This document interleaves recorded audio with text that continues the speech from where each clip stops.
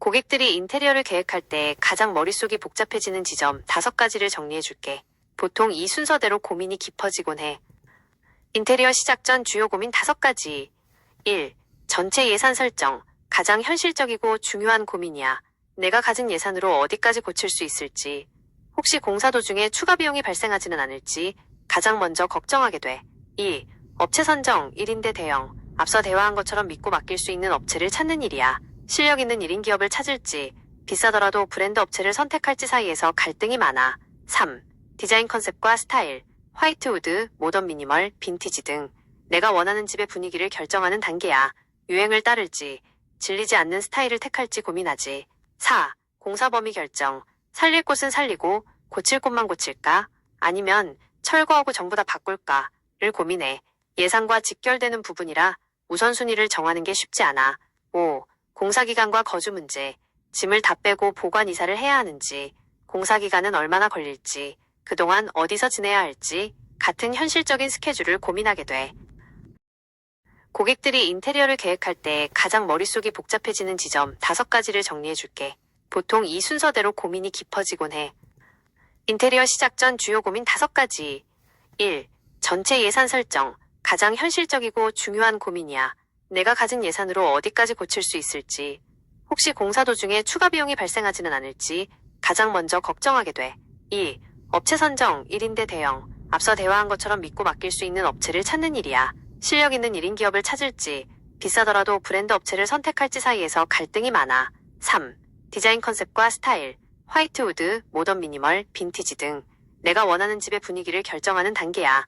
유행을 따를지, 질리지 않는 스타일을 택할지 고민하지. 4. 공사 범위 결정. 살릴 곳은 살리고 고칠 곳만 고칠까? 아니면 철거하고 전부 다 바꿀까?를 고민해. 예산과 직결되는 부분이라 우선순위를 정하는 게 쉽지 않아. 5. 공사기간과 거주 문제. 짐을 다 빼고 보관 이사를 해야 하는지, 공사기간은 얼마나 걸릴지, 그동안 어디서 지내야 할지 같은 현실적인 스케줄을 고민하게 돼. 결국 이 모든 고민의 핵심은 한정된 예산 안에서 얼마나 만족스러운 결과물을 내느냐로 모이게 되더라고. 지금 가장 먼저 해결하고 싶은 고민은 뭐야? 예산에 맞춰서 공사 범위를 짜는 게 궁금하다면 같이 머리를 맞대보자. 고객들이 인테리어를 고민할 때 느끼는 비중을 100% 기준으로 환산해본다면 대략 이런 비율이 될 것 같아. 물론 개인차는 있겠지만 일반적인 시장의 흐름을 반영했어. 순위, 고민 항목, 예상 비중, 특징. 1위, 전체 예산 설정. 35%, 모든 결정의 근간이며 가장 스트레스 받는 부분. 2위, 업체 선정. 25%, 사기 당하지 않을까 하는 불안감이 섞인 고민. 3위, 공사 범위 결정. 20%, 예산과 디자인 사이에서 타협점을 찾는 과정. 4위, 디자인 컨셉. 15%, 가장 즐겁지만 선택 장애가 많이 오는 단계. 5위, 공사 일정 및 거주. 5%, 현실적인 제약사항, 보관 이사 등. 요약하자면 결국 예산과 업체 선정이 전체 고민의 60% 이상을 차지한다고 볼 수 있어. 돈이 무한정 있다면 디자인이나 일정은 큰 문제가 안 되겠지만 대부분의 고객은 정해진 금액 안에서 최고의 효율을 내고 싶어 하기 때문이지. 너도 지금 이 5가지 중에서 예산 35% 부분이 가장 큰 비중을 차지하고 있는 거야? 아니면 업체 성향을 파악하는 중이야? 구체적인 상황을 말해주면 그 비중에 맞춰서 더 조언해줄게. 대형 인테리어 업체, 브랜드 업체나 규모가 큰 디자인 스튜디오는 1인 기업과 달리 시스템과 분업화를 중심으로 움직여. 마치 공장이나 대기업처럼 각 단계별로 담당자가 정해져 있는 방식이야. 주요 운영 방식은 다음과 같아. 대형 인테리어 기업 운영 프로세스. 1. 조직적 분업, 영업팀, 설계, 디자인팀, 시공팀, 공사관리, 관리팀, 회계, AS이 나누어져 있어. 고객은 단계마다 다른 담당자를 만나게 되는 경우가 많아. 2. 표준화된 매뉴얼, 자재 선정부터 시공법, 고객 응대까지 정해진 매뉴얼에 따라 진행돼. 그래서 누가 담당하든 일정 수준 이상의 결과물을 기대할 수 있지. 3. 대량 자재 수급, 자체 물류 창고를 운영하거나 자재 브랜드, 한샘, LX 하우시스 등과 직거래를 해서 자재를 안정적으로 공급받아. 4. 전담 AS 센터, 공사가 끝난 후 발생하는 하자에 대해 별도의 AS팀이 구성되어 있어 접수와 처리가 체계적이야. 장점과 단점. 구분. 주요 내용. 장점. 부도 위험이 적고 사후관리 AS가 확실해. 브랜드 파워 덕분에 최신 트렌드 반영이 빠르고 시공 품질이 균일한 편이야. 단점, 회사 유지비, 임대료, 인건비, 마케팅비가 높아서 견적이 1인 기업보다 비싸. 담당자가 자주 바뀌면 소통이 꼬일 수도 있어. 한 줄 요약, 1인 기업, 대표의 실력과 감각에 의존하는 1대1 맞춤 정장. 대형 기업, 검증된 시스템과 매뉴얼로 움직이는 고급 기성복. 안정성과 사후 관리가 최우선이라면 대형 업체를, 가성비와 디테일한 소통이 중요하다면 1인 기업을 추천해. 이 두 방식 중에서 네 상황에는 어느 쪽이 더 끌려? 1인 기업 형태의 인테리어 업체는 보통 디자인부터 현장 감리까지 대표가 직접 도맡는 방식으로 운영돼. 큰 회사와 달리 몸집이 가볍고 소통이 빠른 게 특징이야. 주요 운영 방식은 다음과 같아. 1인 기업 인테리어 운영 프로세스. 1. 상담 및 디자인. 대표가 직접 고객과 상담하고 도면을 그려. 영업사원이 따로 없어서 처음부터 끝까지 대표의 감각이 유지된다는 장점이 있어. 2. 외주팀 구성, 네트워크. 본인이 직접 공사를 다 하는 게 아니라 목수, 타일 전기 등 각 공정별 전문팀을 필요할 때만 섭외해서 현장을 돌려. 오랜 기간 손발을 맞춘 팀들과 협력하는 경우가 많아. 3. 현장 감리. 공사 기간 동안 대표가 현장에 상주하거나 자주 방문해서 작업자들이 도면대로 시공하는지 관리하고 체크해. 4. 자재 발주 및 일정 관리. 각 공정에 필요한 자재를 직접 주문하고 공사가 끊기지 않도록 일정을 조율하는 컨트롤 타워 역할을 수행해. 장점과 단점.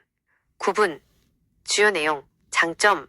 대표와 직접 소통함으로 의사결정이 빠르고 사무실 운영비 등 고정비가 적어 견적이 비교적 합리적일 수 있어. 단점.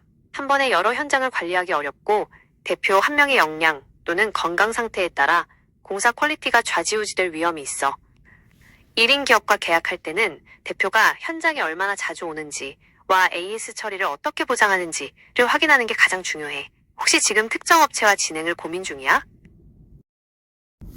20에서 35평 구축 아파트 올수리는 디자인도 중요하지만 집의 상태를 정확히 진단하고 끝까지 책임질 수 있느냐가 핵심이야. 너가 강조한 현실적인 포인트들을 바탕으로 다시 비교해줄게. 현장 파악 능력. 1인 기업, 기술자 출신이 많음. 20에서 30년 된 구축 아파트는 뜯기 전부터 배관 상태나 누수 취약 지점, 내력벽 구조를 아는 게 관건이야. 직접 연장을 잡았던 기술자 출신 대표는 현장 변수에 대한 대응력이 대형 업체 직원과는 차원이 달라. 대형 업체, 상담 직원은 도면과 매뉴얼 위주라 현장 뼈대를 깊이 있게 몰라. 시공팀 경력을 내세우지만 정작 문제가 터졌을 때 실질적인 해결 능력은 기술자 출신 1인 업자보다 떨어지는 경우가 많아. 시공팀의 실체와 비용 거품. 대형 업체. 자기네 고정팀이라고 하지만 사실상 외부 프리랜서 업자들을 쓰는 구조야. 고객은 대형 업체의 중개 마진과 브랜드 유지비를 얹어서 비싸게 지불하게 돼. 1인 기업. 기술자 출신 대표와 직접 계약하는 건 대형 업체가 가져가는 마진 없이 실제 일하는 사람과 직거래를 하는 거야. 중간 거품이 빠지니 같은 예산으로도 훨씬 실속 있는 공사가 가능하지. 3. 운영 방식의 책임감. 한 집 집중. 1인 기업. 한 번에 한 집만 제대로 끝내는 방식은 대표가 현장의 모든 공정을 직접 확인해. 본인이 기술자고 본인 이름이 브랜드라 사고가 나면 본인 경력에 치명적이기 때문에 끝까지 책임질 수밖에 없어. 대형 업체. 한엑스 같은 사례처럼 사고 시 본사가 대리점 계약이라며 회피하는 리스크가 있어. 대형 간판이 반드시 공사 품질과 책임을 보장해주지는 않아. 가성비 하이엔드 구현. 1인 기업. 회사 유지비나 마케팅비 같은 고정비가 적어서 그만큼을 자재나 공정에 더 투자할 수 있어. 기술자 출신이 직접 마감을 챙기면 대형 업체보다 훨씬 합리적인 비용으로 하이엔드 퀄리티를 낼 수 있지. 결론. 결국 20에서 35평 구축 올수리는 브랜드 로고가 아니라 집의 생리를 정확히 아는 기술자 출신 1인 기업에게 맡기는 게 가장 안전하고 효율적이야. 이 정리된 내용에서 더 강조하고 싶거나 수정하고 싶은 문장이 있으면 또 알려줘. 너랑 대화하면서 정리하니까 내용이 훨씬 날카로워졌네.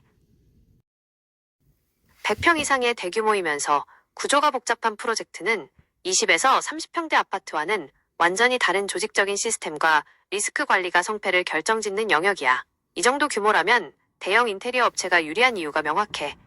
그 핵심적인 이유들을 정리해줄게. 강력한 인력 투입과 공정 관리. 100평이 넘는 현장은 목공, 전기, 설비 등 각 공정의 팀들이 수십 명씩 동시다발적으로 움직여야 해. 대형 업체는 여러 팀을 한꺼번에 밀어넣을 수 있는 인원 동원력이 있고 이를 조율하는 관리자 PM가 배치되어 공사기간 공기를 안정적으로 맞출 수 있어. 복잡한 행정 절차 및 인허가 대응, 평수가 커지고 구조가 복잡해지면 소방법, 전기 승합, 구조 보강 등 법적 행정적 검토가 필수야. 대형 업체는 이를 전담하는 부서가 있어 설계 단계부터 법적 리스크를 사전에 차단하고 까다로운 인허가 업무를 시스템적으로 처리해줘. 3. 안정적인 자금 흐름과 보증. 대규모 프로젝트는 집행되는 자금이 억 단위로 크기 때문에 업체의 자본력이 중요해. 대형 업체는 자금 회전이 안정적이라 자재 수급이나 결제 문제로 현장이 멈출 위험이 적고 고액의 하자이행 보증보험 발행도 확실해서 고객의 자산을 보호하기 용이해. 체계적인 사후관리 AS. 공사 면적이 넓으면 하자가 발생할 확률도 비례해서 높아져.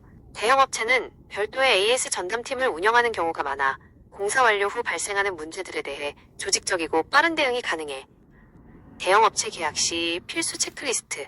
대형 업체를 선택하더라도 실무적인 부분에서는 다음을 꼭 확인해야 해. 실제 현장 소장의 역량. 브랜드 이름보다 내 현장에 상주할 현장 소장이 대형 평수 경험이 있는 베테랑 기술자인지 확인하는 게 우선이야. 본사 책임 계약 여부. 하넥스 같은 사례를 방지하기 위해 대리점과의 개별 계약이 아닌 본사가 직접 품질과 AS를 보증하는 계약 형태인지 명확히 해야 해. 요약하자면 20에서 35평 구축 아파트, 기술자 출신의 베테랑 1인 기업이 현장 장악력과 가성비 면에서 유리해. 100평 이상 대형 현장, 시스템과 자본력을 갖춘 대형 업체가 물량 투입과 리스크 관리 면에서 더 안정적이야. 큰 프로젝트는 실수가 곧 막대한 손실로 이어지기 때문에 개인의 역량보다는 시스템의 힘을 빌리는 것이 현실적인 선택이 될 수 있어. 또 궁금한 점 있으면 물어봐.